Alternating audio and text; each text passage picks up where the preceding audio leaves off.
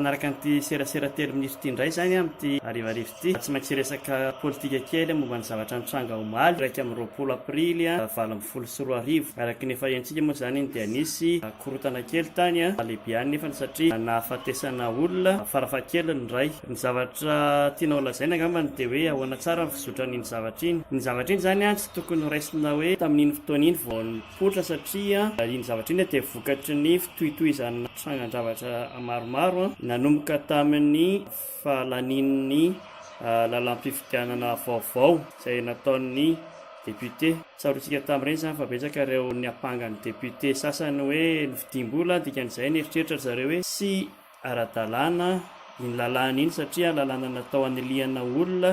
lalàna natao hanamafisana ny sezany eo amin'ny fitondrana amin'izao fotoana izao avy amin'izay zany nampatonga an'iny dia hoy izy ny député sasany alors zay zany hoe député any mpanohatra hitatitra n'izay zavatra zay izay zavatra nitranga zay any amin'ny vahoaka dia avy eo tsy nekeny tao amin'ny préfecture moa ilay fangatahana fivoriana kanefa ny tenin'ny ny député manana zo amin'ny maha député azy izy anao tatitra ary efa misy ireo nanao tatitra ny député sasany zany tamin'ireo vahoakany tsy nisy warawara dia nieritreritra ny anao an'izay tatitra amin'ny vahoaka teo Analakely ny député dia niantsy vahoaka dia tsy namela an'ilay izy ny miaramila dia rehefa hita hoe betsaka ilay olona dia farany namela ihany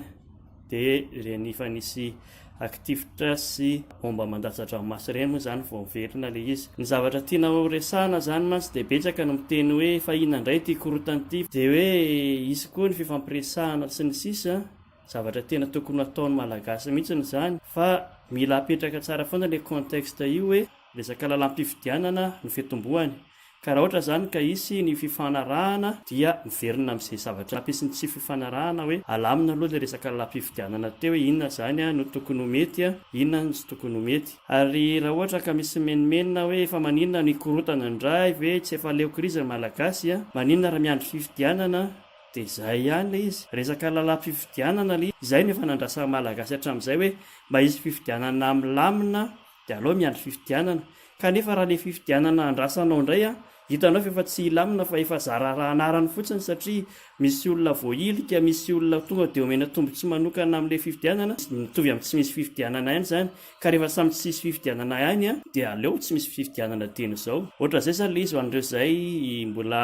mirorosaina hoe fa maninona no isy krizy indray any Madagasikara ka ny krizy aloha raha ohatra zany ka hoe milamina ny fifidianana madio sy mangarahara ny fifidianana tsy misy halatra tsony dia tokony tsy isy ny olana ka hiteo ny toyny fa samy miandro koa zany tsika miandro ny fahendren'ny tsirairay tsy misy maniry ny faty olona sy von'olona mihitsy ny ao Madagasikara amin'izao fotoana izao ary tsy misy maniry ny isen'ny krizy lavareny ohatran'izay efa nitrangana ihany fa anjaran'ny tsirairay zany ny tompona ndraiky zay zany ny zavatra andrasana amin'izao hoe raha isy tokoa ary tokony isy ny fifampiresahana dia tokony hoe mandeha any amin'ny fisen'ny fifidianana